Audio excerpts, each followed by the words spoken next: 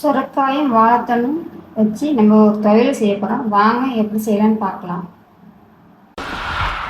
இப்போ ஒரு கடாயில் நல்லெண்ணெய் ஊற்றிருக்கேன். எண்ணெய் காஞ்சினாலும் வரமிளகாய், கடலைப்பருப்பு, உளுந்தம்பருப்பு,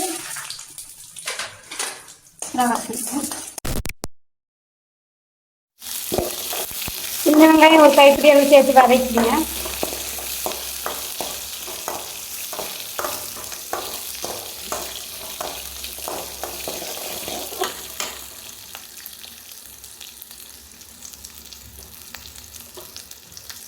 கூடவே வாழைத்தண்டு சேர்த்து வதக்குங்க.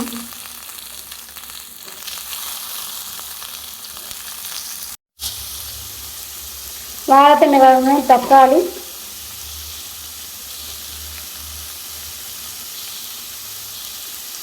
சொரக்காய், கருவேப்பிலை ஒரு கைப்பிடி அளவு,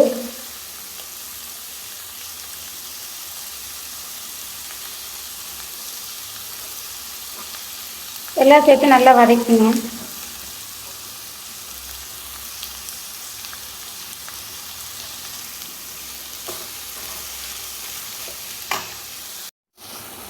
பாருங்க, நல்லா வதங்கிடுச்சு. இந்த அளவுக்கு வதங்கினதுக்கு நம்ம தேவையான அளவு கல்லுப்பு சேர்த்துங்க.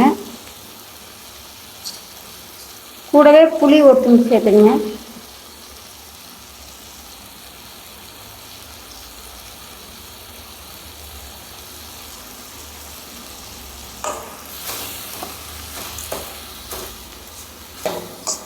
ஒரு 2 நிமிஷம் வதங்கின பிறகு ஆற வச்சுக்கலாம். இந்த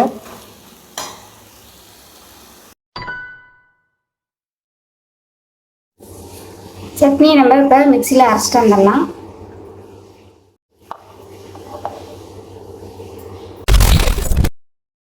துவையில் அரைச்சிட்டு வந்துட்டோம்.